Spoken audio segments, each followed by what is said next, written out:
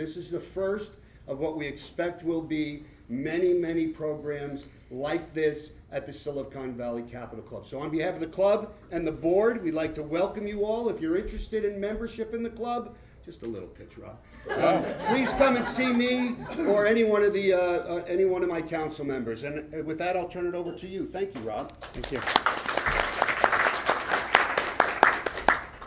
Well, I do want to thank Ron, Chair of the Business Forward Council, Board of Governors Chair Lynn Surf-Gross, Club Manager Bruce McKenzie, and Eric Lopez, Member Relations Director. So quick round of applause for those folks. All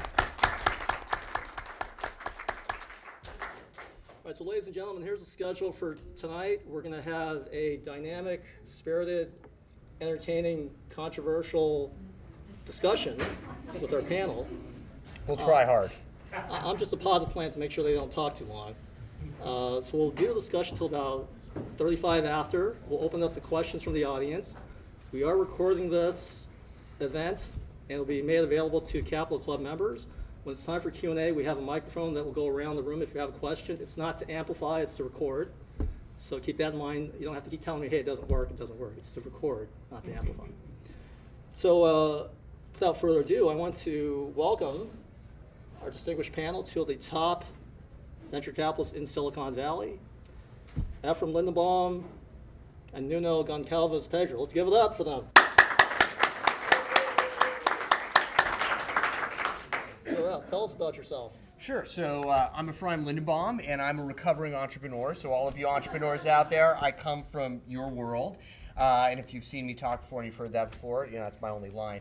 So effectively, I started in Silicon Valley when I was very young, too young to know any better. Started my first company, grew that through the late 80s and 90s, exited in the first dot-com boom, probably around the time some of you were born.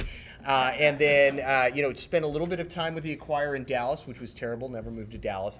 And then in turn, came back to Silicon Valley. And it's really binary when you're an entrepreneur in Silicon Valley. When you sell or exit a company, you really have two choices, right? You either start your next company or you default and become an investor. And I like to joke, I really didn't have any good ideas at the time, so I had to become an investor. So we spun up Advanced Ventures in 1999, myself and a couple of partners, and we're one of the few remaining 99 vintage venture funds out there, which means we're either pretty good at what we do or total gluttons for punishment.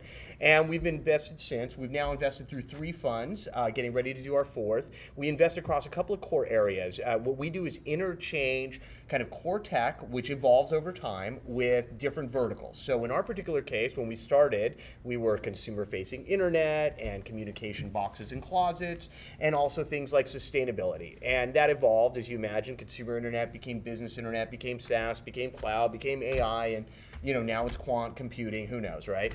And then on the other side, communications with boxes and closets, then mobility, now today is very much mobile and IoT. And then the area that we're most excited about, that we have the greatest fun right now, is on our sustainability side. We're big investors in categories like agriculture and food technology. And that's really an area where you can save the planet, as well as, obviously, as a VC, make a lot of money, hopefully. And so we've got some great companies in that space. If you go to the store, if you pick up a company from Alpha Foods, vegan, plant-based foods, really healthy for you, and that also helps our cause. So they're great. Very rapid scale on our companies, where we've got some companies that are reinventing the protein business, how you create protein, highly sustainable. And then, just to kind of rip the Band-Aid off, we're also investing in a category called hemp and cannabis.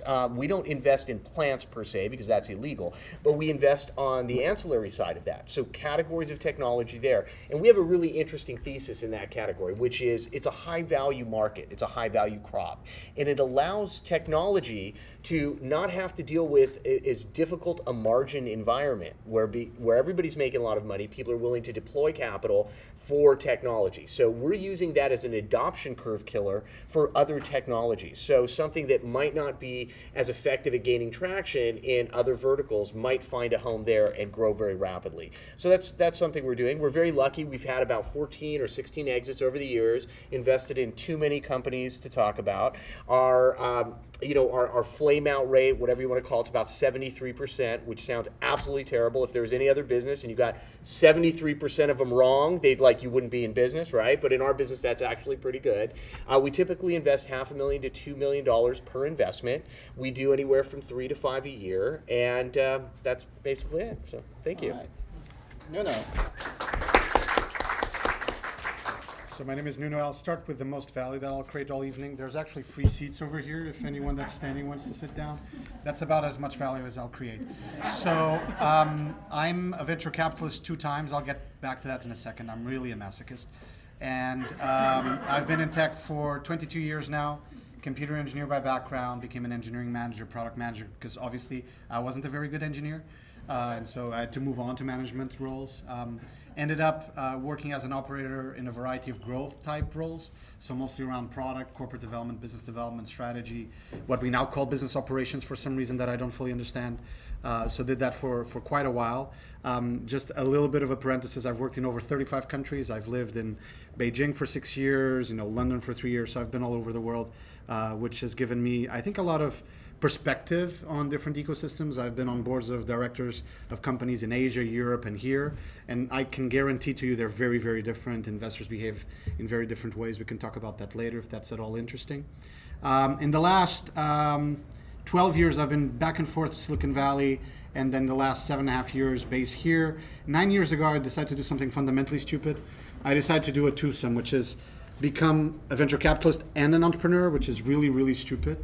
Because if you think being an entrepreneur is difficult, try and be an entrepreneur in venture capital. Not really a very scalable industry where you raise money based literally on people, literally on track record. There's really no product. We did a couple of really interesting innovations with my first firm, which I still manage, called Strive Capital. We're probably the first quant VC firm in Silicon Valley. Now there's been a bunch of new articles. Every year there's some articles on hedge fundization of VC and data-driven VC and whatever. We were really the first guys, and we actually did it. So we actually developed an analytics engine in-house. It helped us derive 65 to 70% of our top of funnel of deal flow, which is really pretty ridiculous. And it helped us do due diligence on companies, etc. That fund invested in companies like App Annie, KeepSafe. Our first investment, a company called Anish, IPO'd on the Tokyo Stock Exchange within 2.5 years of our investment. We were first money in, so that's pretty stellar. Failed miserably at raising my second fund, so I know the pains of being an entrepreneur. And then sort of resuscitated it as a family office, which I still do on weekends. So I did that, over the last 1.5 years. And I did 5 investments over the last 1.5 years. Companies that you would know, 3 very early stage companies, so those you probably would not know, but one around aeroponics, robotics, and computer vision applied to indoor farming. Another company around talent and recruiting with some really smart people that have figured out that actually talent now is king. So they're tipping basically the flow of recruiting on its head by going directly to the talent, figuring out if they're actually the real talent, and then figuring out what would make them leave the companies they're in, and only then connecting them to companies that might be the right companies for them to go to. And finally, a company around blockchain. I'm bearish short-term, bullish long-term on blockchain, so we have an investment in a platform around Custodian, which is still under stealth mode. We also invested in 2 companies that are pretty well known in Silicon Valley, probably I'd say 2 out of the top 3 hottest deals of the last 3 years in Silicon Valley. A company called Gusto, which used to be Zen Payroll, the new Zenefit, so to speak, and a company called Rubrik, which is one of the fastest growing companies in software as a service and platforms as a service here in the Bay Area. And my day job, because that's my weekend job, as I said, I was already clear about that, is with Grisham Robotics. We're a Sand Hill Road VC firm. We do Series A and Series B, mostly around hard tech, so things that have a hardware component to them. Our name is not sometimes the easiest to understand because people think we do robots, and actually we don't only do robots, and there are certain types of robots we don't do, which is very, very confusing. So we don't do industrial. We do maybe 30 to 40% B2B, and then we do 60 to 70% B2C, so consumer stuff. So think of it like Ring.com. We invested in them, sold to Amazon. Eero also sold to Amazon, so Amazon bought all our smart home portfolio, which maybe it would have been easier if we would have done some deal with them at the beginning, I guess. We did a company called Zoom Pizza that raised $375 million. That's actually a robotics company, so I'll take credit for that. Last year, exactly. Well, we love food tech. We'll get back to that in a second. So yeah, food tech, robotics, yeah. They do use robots, which is cool. And then invest in a couple of other companies that have been pretty mind shifting. Starship, you may have bumped into them in Redwood City. They're these little white robots that do deliveries. Zipline, that does long range delivery of blood and medication, starting in Africa, but they're actually an Half Moon Bay company, and a bunch of other stuff. So that's what I do, and I am officially a masochist. I guess that's it. I feel tired just hearing it. Yeah. It seems I like am way too tired much just work. talking, yes. Like you're gonna ruin our whole quadrant, man. Yes. I don't know what's When happening. do you sleep? That's it. Yeah. Anyway, so it's July 17th, and a lot has happened in 2019 so far. We've had 5 major IPOs, and there's just a lot of stuff going on. Hundreds So, of IPOs. huh? Hundreds. 5 major ones. Anyway, so talk about 2017 thus far, and what do you see happening the rest of 2017? It's 19. No, 2019. It's okay, Rob. Someone's working too hard here. Clearly, I feel really lightweight in the middle here. 2019. So over the last couple of years, venture capital has raised a tremendous amount of money. There's a lot of money that's coming into venture. There are many different flavors of venture capital than there's ever been in history. When I got into this business, there was sort of early stage, traditional, and then private equity growth. And that was it. There were 3 flavors, like chocolate, vanilla, and strawberry, right? There were no other flavors. Today, it's like make your own flavor. So there are a zillion different options. There are more accelerators, incubators, micro VCs, semi-micro VCs, early stage VCs, quant VCs. I mean, I don't know. I'm waiting to see the, et cetera VC. So from that standpoint, it's a great time to be an entrepreneur. I mean, that's really, it's a tougher time to be a venture capitalist, right? Because, we always joke that a lot of our investments disintermediated other businesses, right? Banking, real estate, taxis, Uber, et cetera, right? Now we're getting disintermediated ourselves by all of this changing, right? So from that standpoint, being a great time for an entrepreneur, we all have to keep raising money. And to Rob's point, this has been a phenomenal year of IPOs. And it's not just the Ubers, which by the way was not a great deal for us, that you hear about it. It's the smaller deals out there, like Personalis, which is a company that does genomics, which had a tremendous IPO. Everybody made 10x on that. Plus. So there have been a tremendous amount of great IPOs. Now what that means, it creates liquidity for us, which means we distribute money to our investors. They get richer, they give us more money, rinse and repeat, right? The tough part is we've hit, and this seems to be a theme when I have lunch with my other venture buddies, that right now is kind of an odd time from a technology spectrum, right? There tends to be, and many of you might be aware of it, there's like these hype graphs out there about different kinds of technology, right? And we've seen a lot of them over the years. A couple years ago was the big VR hype. I think I did 5 VR events with Rob, right? I can't find anybody that came to that event. What happened to him? I'm not sure. But, actually VR is finally coming to pass now. So, I think that the challenge in our business is being out in front, but not being out so far in front, right? That you miss the window to be successful.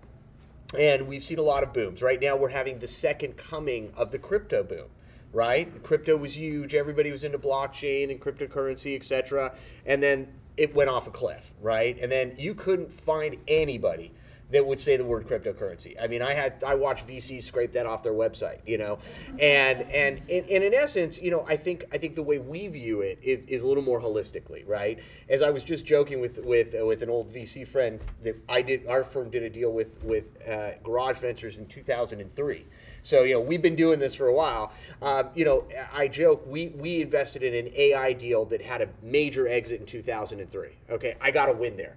I'm not going back because it just couldn't get any better, right? It's like Macbeth, right? It's halfway back or halfway forward, just keep moving, right?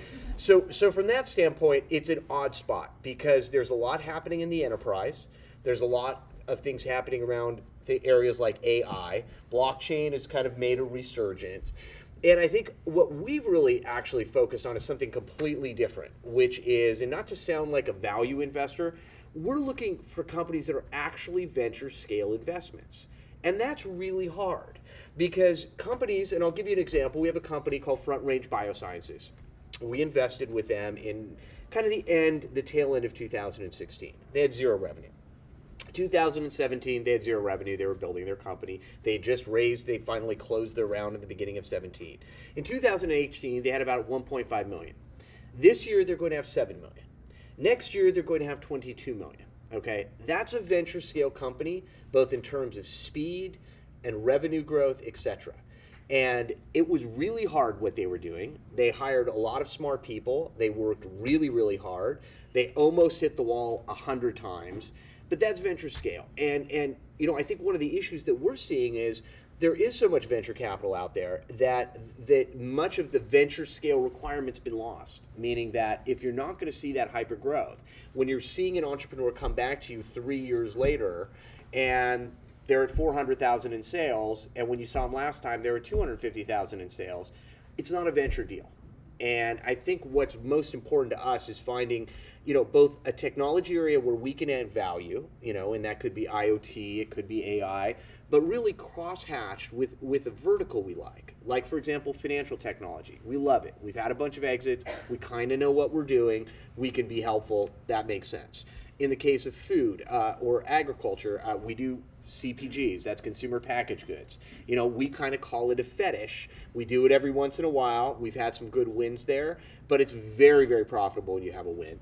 And, you know, along the way, we really look for those scales. So we have a company called Alpha Foods I mentioned. They were founded in 2016. They'll do $12 million this year. Next year, they will do 25 to 30 million. And, you know, when that is venture scale companies, right? And I think what's been lost here with the amount of deals that are available in the Valley, that these companies aren't able to reach scale quickly.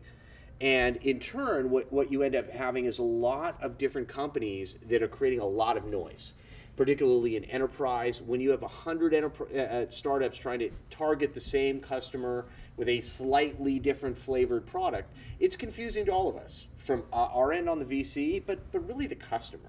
So what we'll try and do is cut through the noise and look for the real venture scale companies. So 2019 and the things we're seeing, first and foremost, this is really exciting times. I mean, technologically, we are with acceleration curves that we've never seen before in many of these areas. The thing to be careful is that some of these platforms are actually not scaling that fast. In VC, I think there's this notion that we're paid to anticipate and figure out the future. I can assure you that's not what we're paid to do. We're paid to generate returns on the investments and the money that is trusted upon us, right? We are fund managers at the end of the day. That's what we do. We just do high risk investments, but that's what we do. So from our perspective, I don't like talking about value investments either, but I do like talking about, you know, what do I call normal distributions versus power laws. What that means is, you know, the classic VC likes the notion that, you know, one of their investments is going to return 100x or 1000x, right? And so they optimize for that. They optimize for the $1 billion plus exit, very early stage if you're an early stage investor. We think that's an incursion of risk that is actually not due, right? So if you start thinking different ways, it's like if I'm looking at my investments, again, I'm an early stage investor and I'm trying to look at 5 to 10x returns systematically on any company that I invest in, you know, can I create a criteria set and a thesis that works really well with that? Can I be disciplined enough as an investor so that, let's say, 85 to 90% of all capital that I deploy fits into that, right? And if it fits into that, will my curve of returns look more like a normal distribution instead of one or two guys returns everything, best of luck there, right? Where you're incurring really significant risk. So that's the first thing that we certainly at Strive have done, and that sort of generates the quant dynamic to it, right? It's not that we think that algorithms will foresee the future. We think that algorithms allow us not to lose top of funnel, and that's part of the business we're in, which is we shouldn't miss deals as VCs. And everyone say, oh, I don't miss any deals. Well, that's really BS, right? Because even if you're Sequoia and Benchmark, which are the tier one guys in the room, right? You will lose deals. You will not see deals, right? Because there will be this tiny little company in Bucharest that nobody's ever heard about that all of a sudden is the largest RPA company in the world. Accel is invested in them, right? But they are in Bucharest in Romania. They're not here, okay? So they're not within 30 miles of where I can have breakfast with my founders, okay? So the world, I think, has fundamentally changed. I think the notions of disruption will come from people like ourselves that are looking at the market from an investment standpoint and actually have a thesis that goes beyond the regular notion of the market. I think the other thing that's important to know, and you alluded to that, and going back, I think, to the original question that Rob was asking around 2019, we're seeing public markets that are incredibly well behaved and incredibly rational. How shocking is that? They're actually valuing companies properly. right? So this is not a public market bubble, which is great news, right? This is really very good news for us, right? This is not 99, it's not 98, right? We're in a market where Uber gets valued more or less at the value that a lot of people were talking about, right? And they've gone a little bit up now at 74, 75 billion, but it's more or less what they sort of should be valued at. Lyft is more or less in the same field. Pinterest is realigned. Zoom has gone up, which is great. So maybe they were a little bit mispriced. Slack has gone a little bit down. So we're having all these dynamics where public markets are actually being the agents of rationality. Well, that's great news. For us VCs, there's a perverse thing going on though, and I think F might have his own perspective. Mine is it's actually very perverse, which is I try and stay out of that tone. I was not here with the guy who just brought up that language. Correct. You didn't see me here. We get our returns on liquidation, right, on exits. And exits normally have taken really only two forms. Trade sales, a company buys our company, right, or buys our IP, or buys our team, or whatever it is, or the company IPOs. And that's sort of it. And then we started having the crypto guys, and there's ICOs, and what is an ICO? Is it a security, not a security? Is it a utility or not, right? That's perverse by itself. But there's actually You gotta stop using that word. another form of perversion that I think is much worse than that. I'll continue using it, just for video. pushing sakes. It's the European thing. Yes, it's a European thing. We're not very good in English and We stuff are like that, so very it's fine. polite here. We're very proper. So which is really you have hedge funds, you have private equity funds, you have family offices doing direct investments, you have all these players coming into the market who are propelling companies into private markets much longer than they should be private. And if you look at what happened to Uber, it's probably the sign of that. And that creates liquidation on previous investors. Because if I'm an early stage investor, at some point, I'll sell my stock in what we call a secondary transaction. And so I'm no longer incentivized that the company is actually successful in the long run. I'm just incentivized if someone else takes my shares off the table at a premium to me in return. Okay? Now that sounds mysteriously like other things that I will not name, that some of them are actually not super legal, right? Where are you going with Yes. this? So basically the notion for me, and this is in all seriousness, is I think the markets will see a decrease in actual ability to raise by the late stage guys, and this has been propelled by the Vision Fund in particular, by SoftBank. It will be more difficult to raise really large funds. That will stabilize that part of the market. That market has been overwhelmed with very high valuations and a lot of capital. I think that will stabilize. I think the thing we're seeing in early stage of a lot of capital, a lot of micro funds, a lot of new ones emerging will also stabilize, probably not this year, but probably next year in 2021. And that will be good for the markets because at the end, public markets are being rational. Hopefully we'll have private markets that will become more rational and we'll all benefit from this. And we'll come in at lower valuations that are more reasonable with entrepreneurs that deserve them. So in some ways, I'm positive that private markets finally will sort of readapt and slow down a little bit because we had a huge going up over 2013-14, and then there was a huge slowdown in 2016, and then again going up. I think at some point in time, I'm a big believer that 2019 is this year of transition where private markets will start becoming a little bit more rational, certainly into 2020. So that's my prediction. By the way, who is an entrepreneur in this room? All right. Who's an investor? All right. Who's a service provider? Who's in the wrong room? No. So for the sake of the entrepreneurs in the room, what do venture capitalists look for? Let's start there. Sure.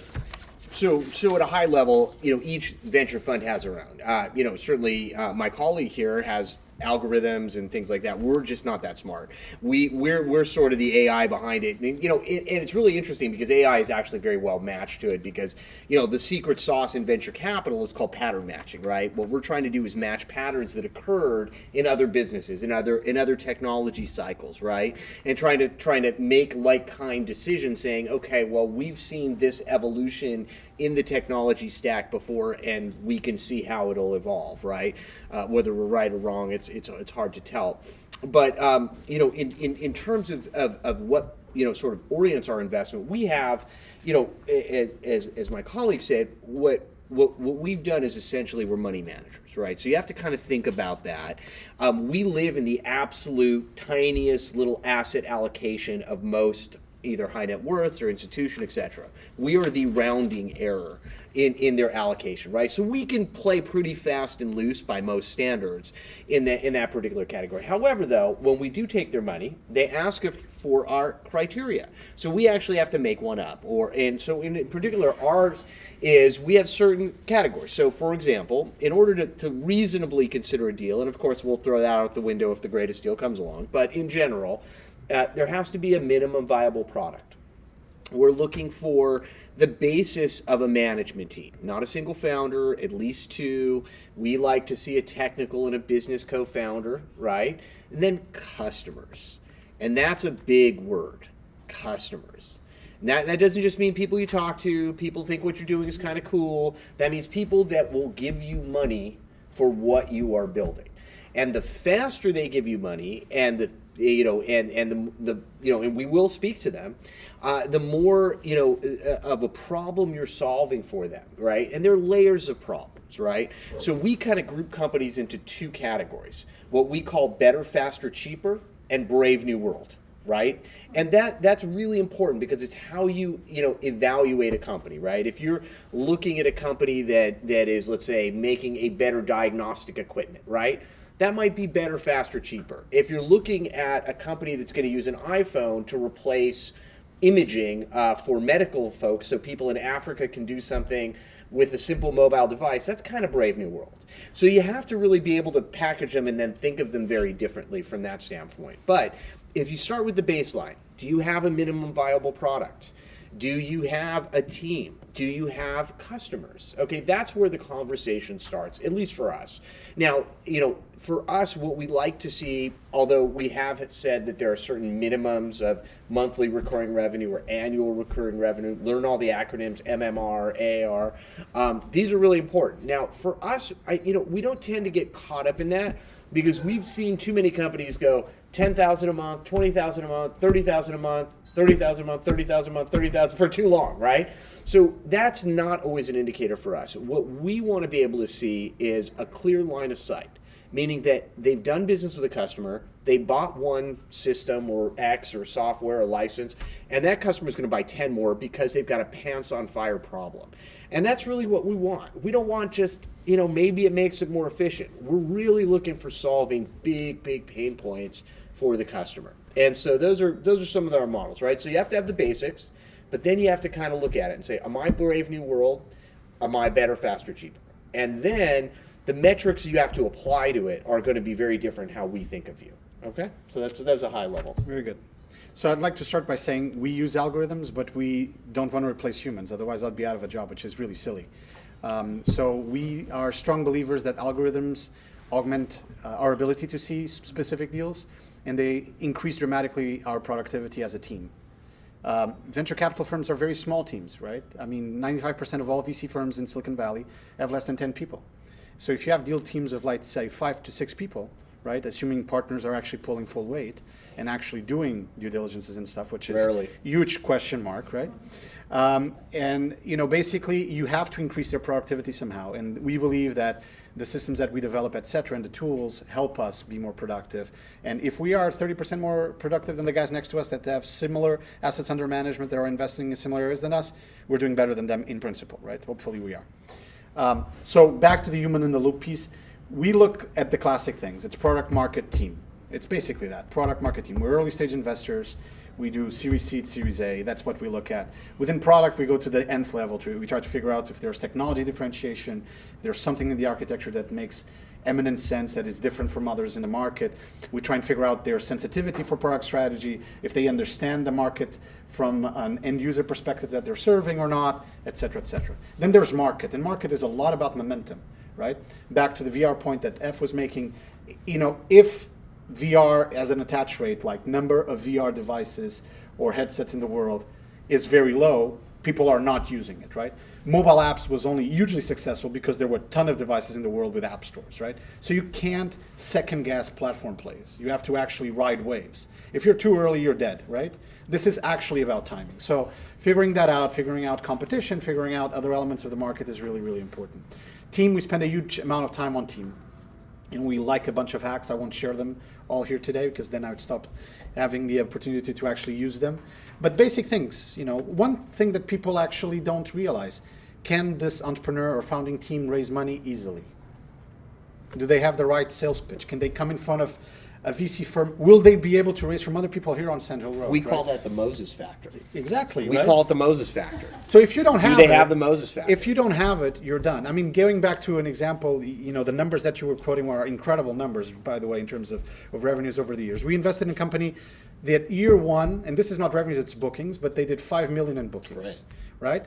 Year three, they did 300 million in bookings, right? They're one of the fastest ever growth enterprise software companies in the world. Now, the question you should ask is how much money did they raise, right? Because they raised a bunch to get there. They raised really, really fast. And they scaled like hell. Will it work over the long term? I hope so, right? Because they'll have all sorts of issues with their org as they scaled, right? But they just did a land grab. They went to the market and they did a mass land grab.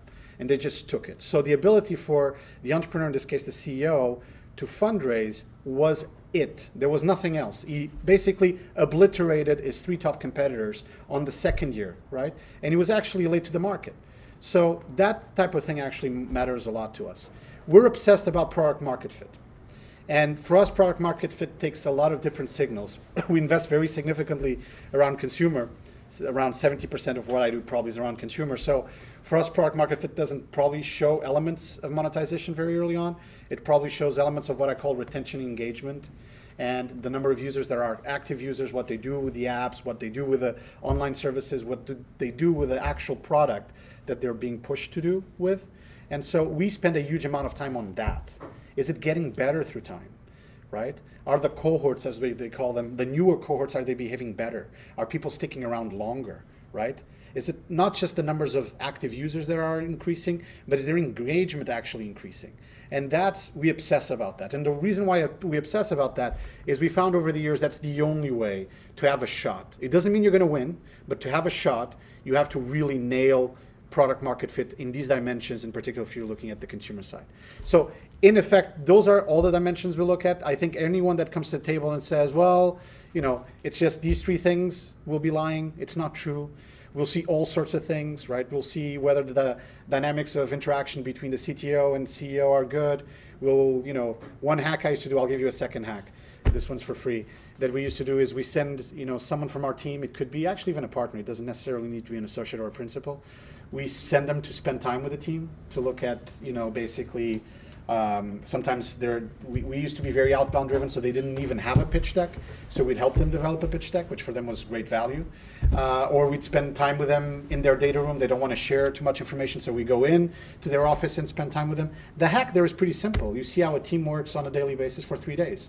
Who's in at what time, when do they leave, how do they interact with each other, right? After 3 or 4 days, you sort of fly on the wall. You can start seeing the dynamics, do they get along, do they have lunch together, right? Do they work well, et cetera, et cetera. All of this stuff actually fundamentally matters, right? And I personally believe that that's one of my superpowers as a VC. I like spending time with entrepreneurs and trying to figure out, do these people have the grit they need to have? Can they withstand the pain? I mean, I think Ben Horowitz talks about this all the time. You're an entrepreneur if you can withstand pain, right? Because if you haven't gone through pain, and you, I think, alluded already to this, the ups and downs, right? If you haven't gone through ups and downs, it's probably not going to be a big deal, your company, right? Either it's a lifestyle business or it's going to fail miserably pretty quickly. But if you go through the ups and downs, how do you react to it emotionally and psychologically? Someone recently told me, one of the most core skills that we need to have as VCs is being psychologists. We need to figure out if these people have the ability to actually build businesses, to bring talent on board, to lead that talent, and to create organizations that hopefully will have a positive culture to move them forward. And that's a great point, because what do we do after we give you money? And that's where, you're effectively marrying us. So, we've talked about the Tinder process of dating as we've just gone through it here. But at the end of the day, when you're signing up with the VC and you're taking our money, we are now on board. You have now married us. And a lot of that process is what we also do beyond that, right? We're board members. We're very active VC. So we take board seats. We, do spend a lot of that psychologist time there. I do believe that factor of absorbing pain, both having done it as an entrepreneur myself, but also we're a huge proponent of female founders. The last deal we did was a female founder-led deal.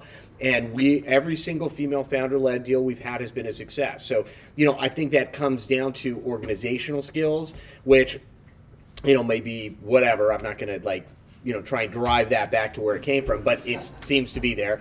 And pain, right? I mean, pain is clearly a factor. And so, I think there are a lot of trends out there that we tend to look at. And to me, I do totally respect the depth in which the technology and otherwise goes.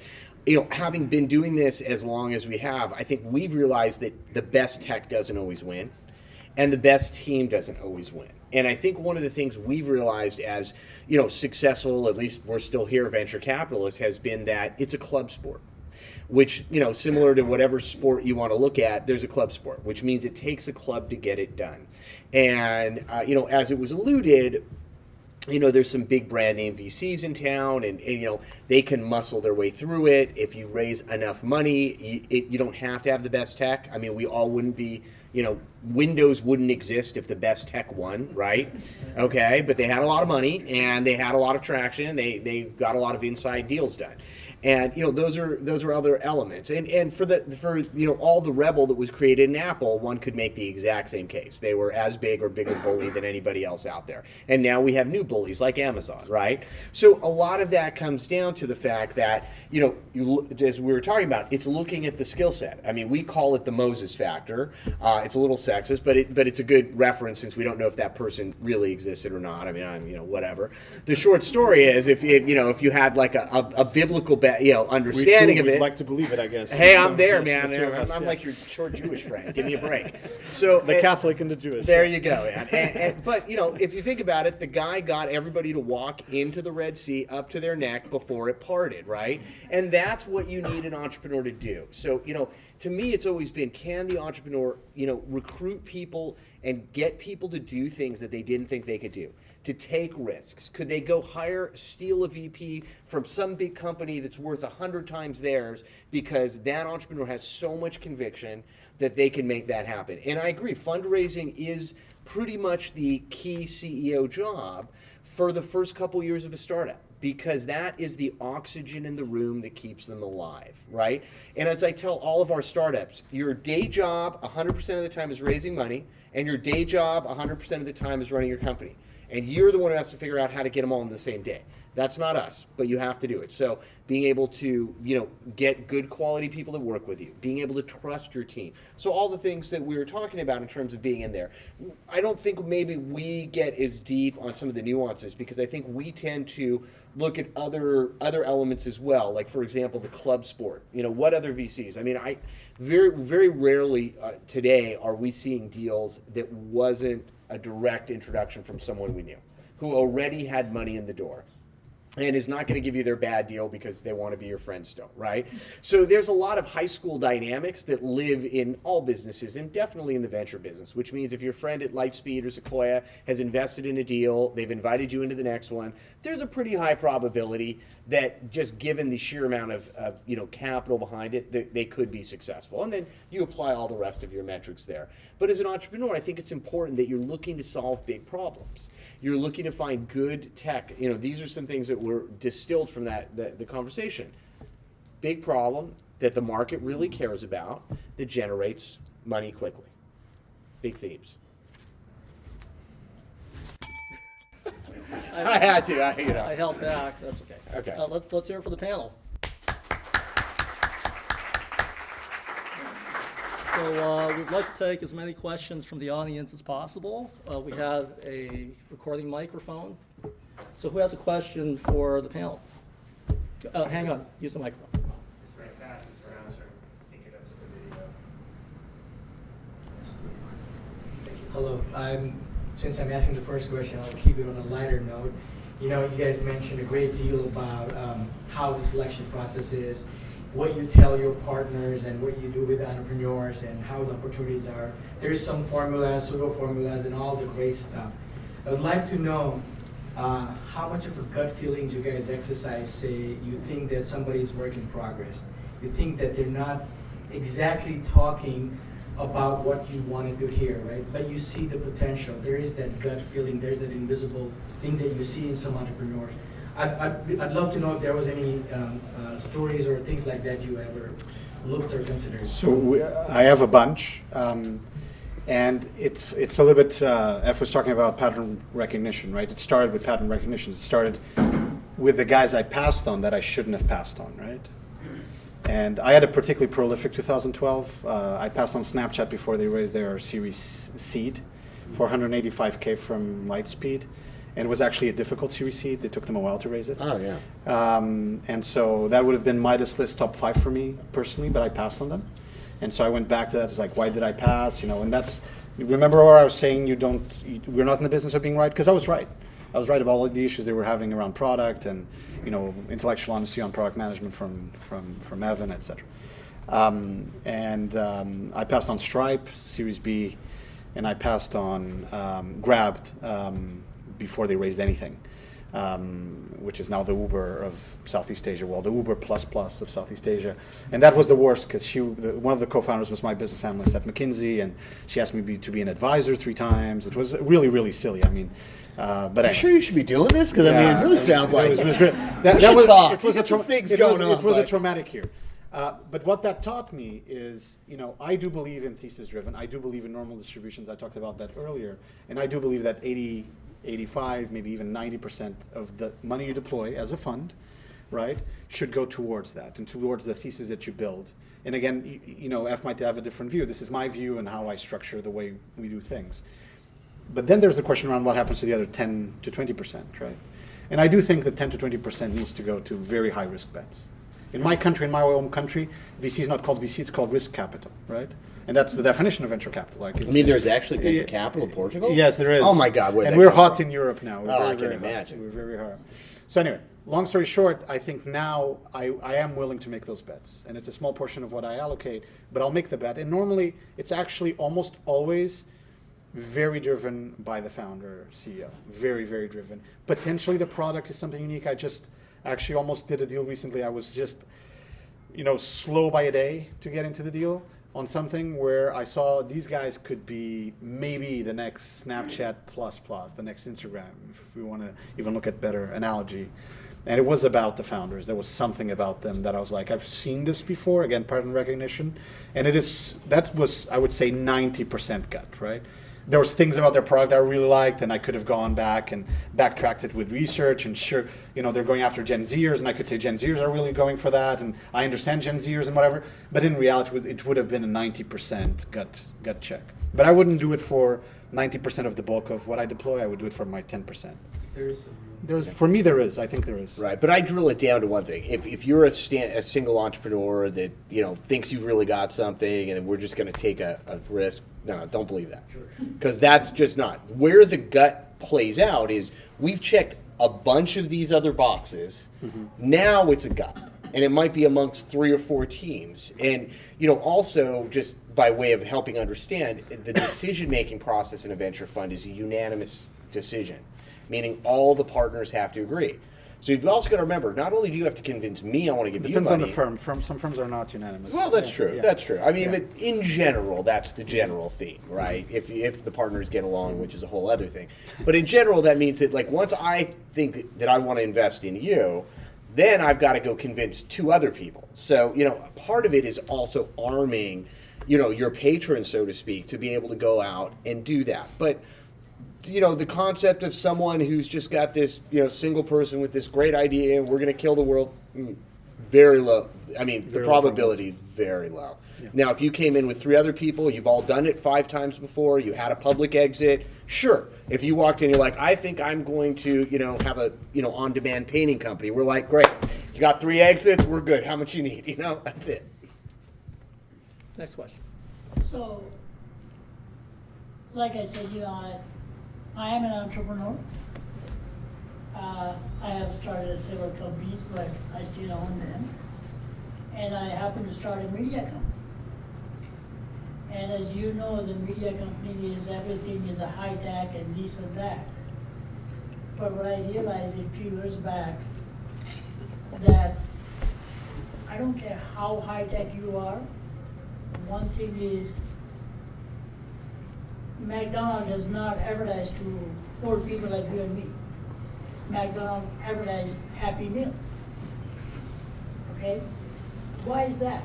It's a very simple, the same reason I started my company, the digital media company, and I started advertising to the renters instead of homeowners.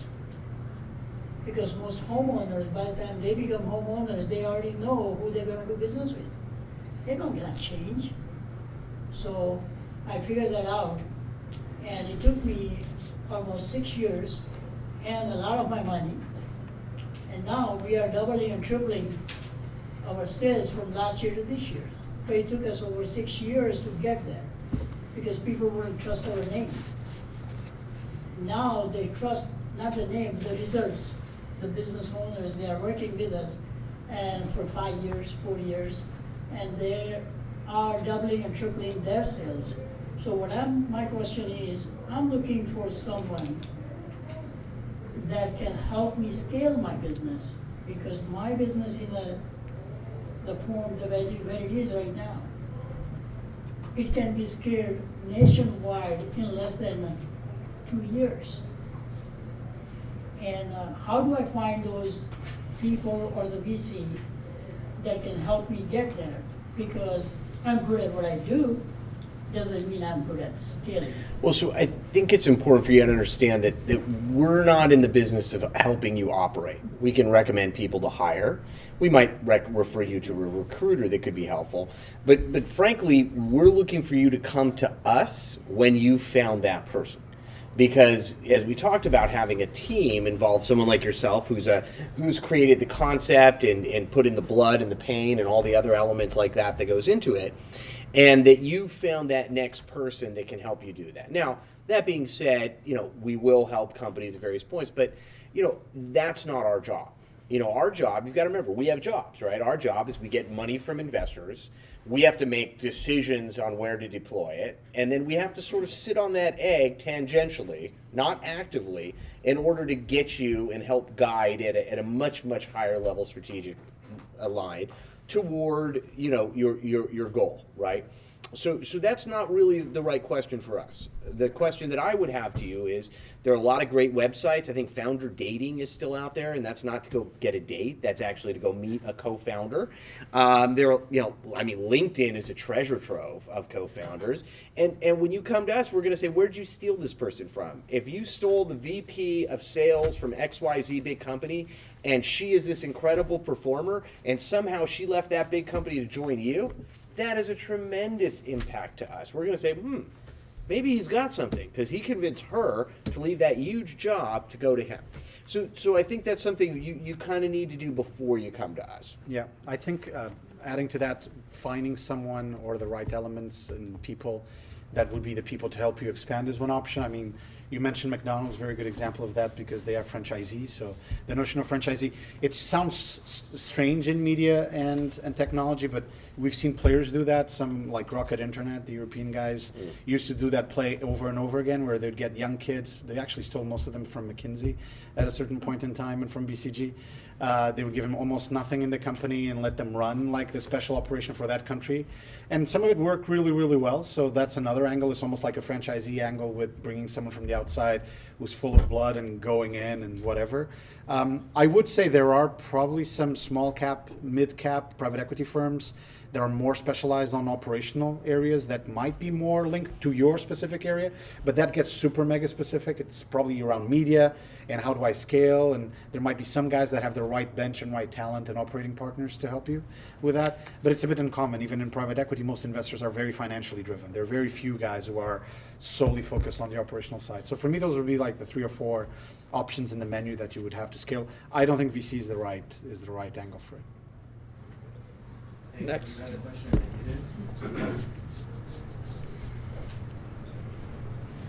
So my question is around IP. like how important is the IP for you guys when you decide to invest in a company, and how many IPs do you look for? Because some people told me one is not enough because a big player will come and kill you, and some others said that it might be enough for the initial funding. And related to this, the second thing is, how much is the minimum you think for seed funding? Because some people say it's like maybe around As much as you can get. yeah, That like- is the yeah, ideal like amount. 500K, and some people say that less than 2 million in the Bay Area doesn't even cover your market cost. So if you ask for less than that, then I don't think you are really know the market. So I'll start with the IP one. As I said, I'm mostly around software and, you know, consumer hardware, B2B hardware, so where IP is not really what's going to make you win or not win the market. I do occasionally do sort of frontier tech AI investments, and there it matters a lot more. I think IP matters particularly in terms of defensibility. And what I mean by that, for example, I just looked at a company, I won't say in which area they are, but they were actually in the hard tech space. And one question I immediately have is, okay, you guys haven't raised a lot of money, you're selling a lot, which is great, so you're a great sales and marketing machine, but you have not patented anything, which is fine, but you have 3 big players in the market that have raised a ton of money. And one of them had raised like 20 million and they hadn't launched anything. So these guys had launched, they were doing revenues, and then there were some guys on the other side who haven't launched anything, and they're like, well, look at those guys, they haven't launched anything, they're not making money. It's like, well, wait a second, but how many patents have those guys filed? And then it matters to me if you can protect your IP. It doesn't matter to me if you're going to enforce it, because you're not, right? And I don't give you money for you to enforce IP. It matters to me if someone else can say, by the way, you're infringing on my patents, right? And you have nothing on your side to stand and defend it. So that's how I look at IP in my spaces. Again, I'm not a frontier tech only investor, which would probably care a lot more about those things. Normally you'd see if there's technology differentiation, there's always filings and there's always at least provisionals very early on. If there isn't, it's a bit odd. But for me, that's not a big deal unless there is someone else who's built it, right? And that then it becomes an actual problem.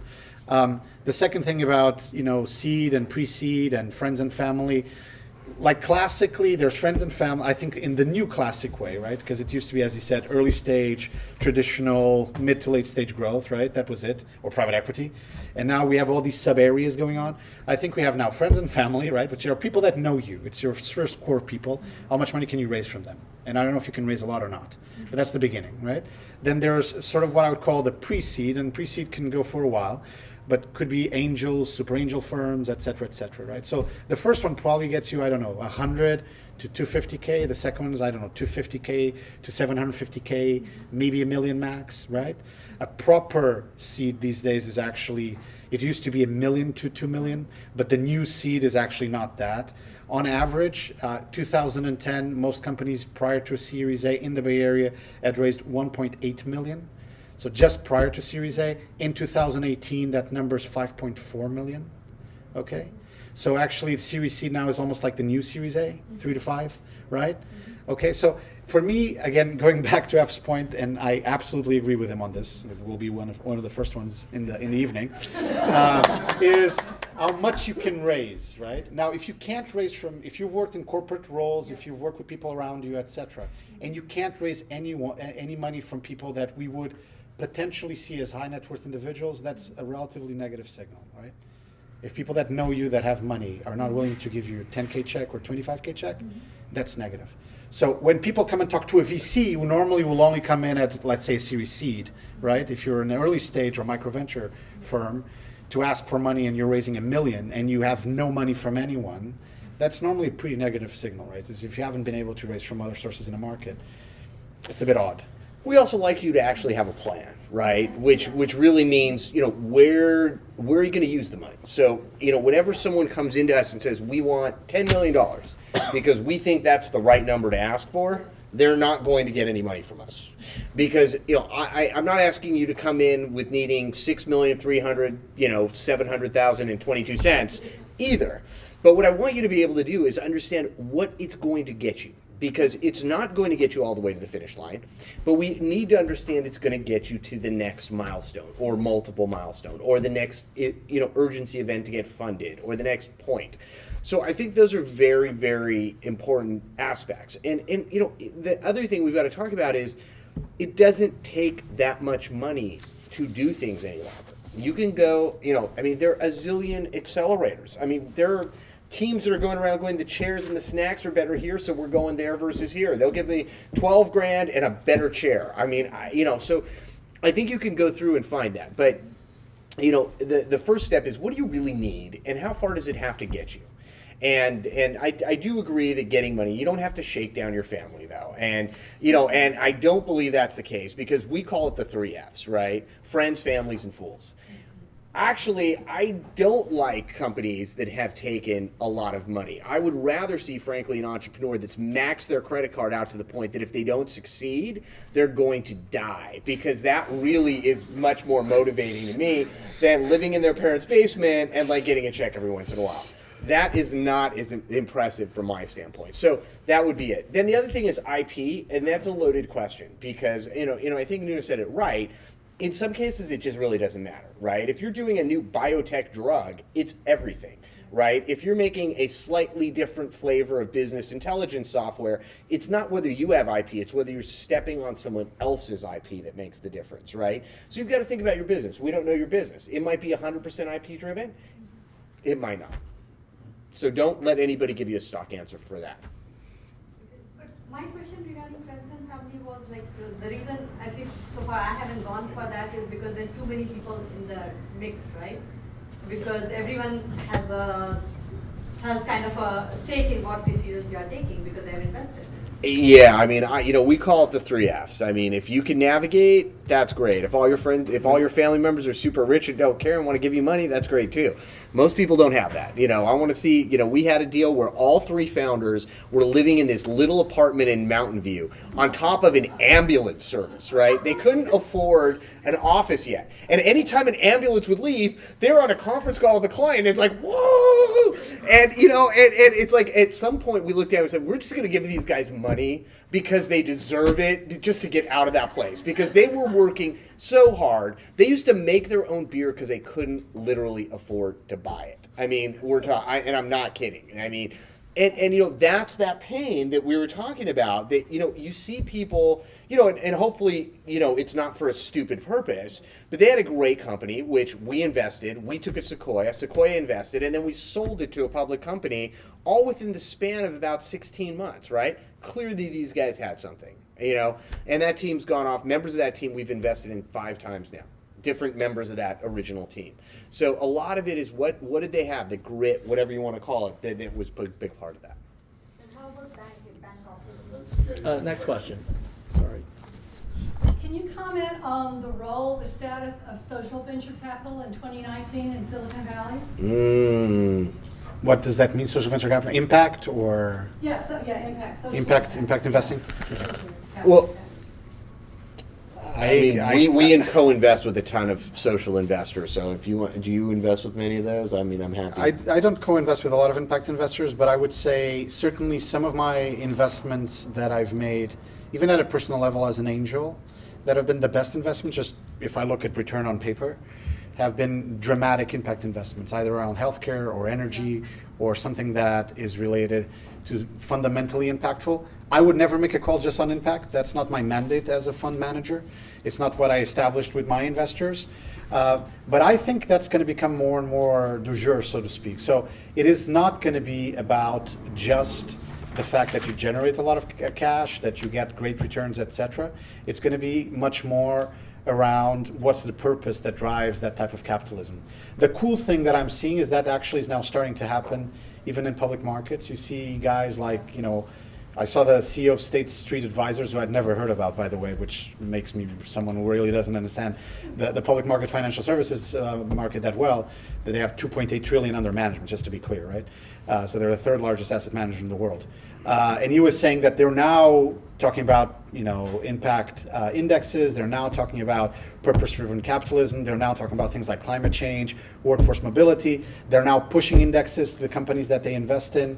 They're now forcing boards to make decisions on their CEOs because that's their biggest point of leverage, to make decisions on that. So I think the future is actually relatively brighter than it was certainly a couple of years ago. BlackRock's doing an initiative on that as well. So I do think there's movements on that. I'm not an expert in that area. I would just say, for me, I think it's just good practice, right? If it impacts the world, it's probably going to be really, really big.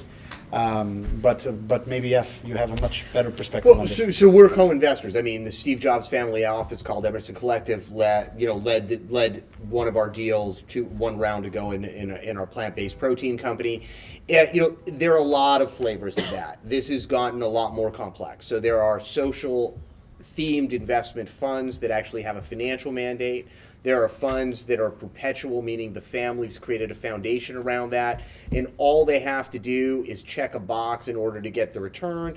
So it's really quite dependent. In terms of Silicon Valley, frankly, Silicon Valley has always been just a desert of philanthropy, sadly.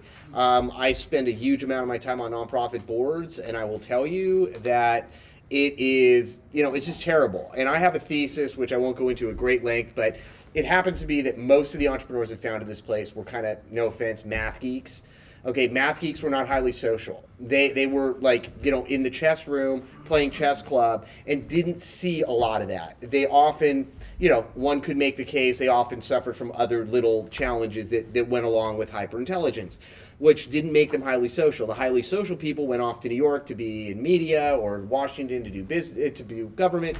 And so that piece was always missing, and it has not been educated well. We do see a thematic now, predominantly North Peninsula and North Bay based, which is driving that forward to a large degree. But but it's really shame based. I mean, if Benioff wasn't shaming the rest of the people, there wouldn't be much out there. So it's super sad. It's shame-based, and it goes after, I'm on board of a couple of nonprofits, it goes after the big nonprofits, right? And so it's actually taking a lot of the air from the smaller nonprofits. So it's shame-based, it's big checks, and therefore it has to go to the big guys because, who's going to take 10 million grant, right, from me? If I give you a 10 million grant, it has to be a big organization. So I think it's actually even more perverse than that, what's All right, happening we have right now. time for one last question. Make sure it's a good one. Well, I have a question on the lighter side, maybe because you said it's the last question. I'd like to figure out how do I put it. So let's imagine the world before Uber, right? So there were so many taxi companies, there were so many who wanted to be Uber, and I think there were many investments done. And the common man had an option to actually go and download so many apps in order to find his taxi.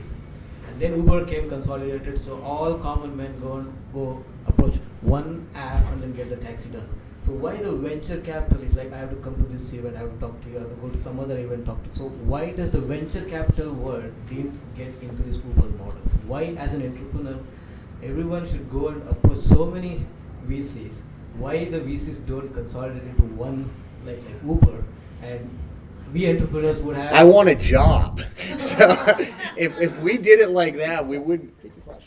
So what he's asking is why don't we disintermediate VCs and make it easy for entrepreneurs to go and kind of come to us as a single source money bank? So unless you see an ATM machine here somewhere and that you can put your card in, I'm not going to spit out money. So if you take us away, one, I need a job.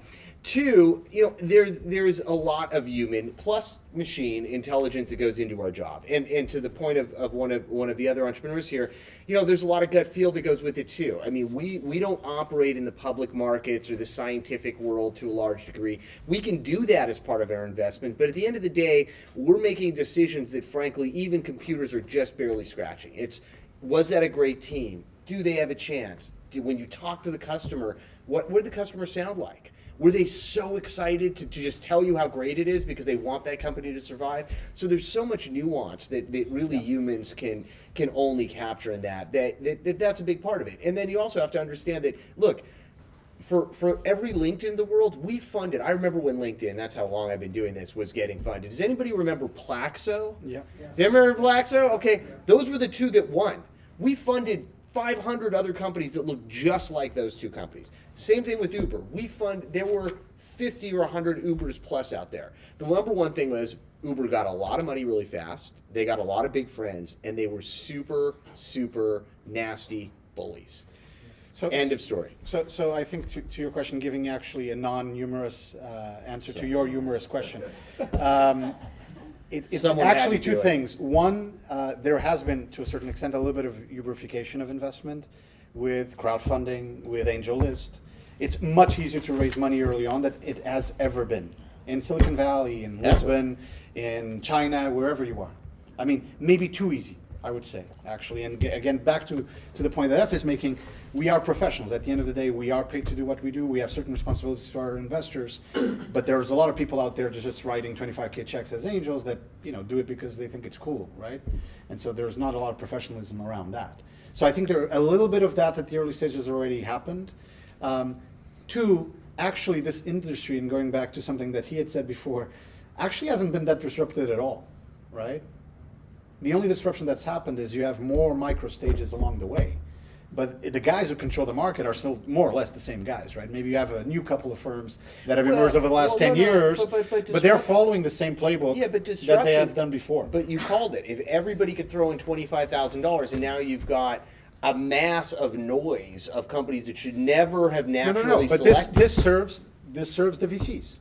This is the thing I think a lot of entrepreneurs don't understand. The fact that there's a lot more capital early on, the 25Ks, et cetera, serves the VCs. Because if I write bigger checks, if I come in at Series C or Series A, I'm in a cherry picker's market. I'll cherry pick. Who makes it or not? Well, there's a bunch more for me to choose from. Instead of choosing from this, I can choose from this. But I'll still choose my 5 to 6 a year, right? That doesn't change. And the disruption that happens is guys like Andreessen Horowitz could come to the market that actually then manage to raise a lot of funds and say, our approach is we're going to help founders through a shared services approach. They don't call it that, that's what I call it, right? That's it, and that's a disruption. It's sort of disruptive, right? I would say Sequoia's done some of that. There's been a couple of other funds who've done some of that, right? Then there's the guys who say we're quant, like us, right? That's a bit of a disruption. If you do it at scale, it might be a big disruption, right? But there hasn't been any big disruption in the market until now. And it's not coming anytime soon. It's not going to happen in the next 5 years, right? No, but I think you actually fund the disruptions in other segments, but you don't fund the disruptions in your. Why would we do that? Why I do we want do to that? keep my Of job. course, yeah. No point. The taxi guys No weren't point. like, let's go fund Uber. Okay. Yes. That was not their plan. On that note, let's give it up for F and Nuno.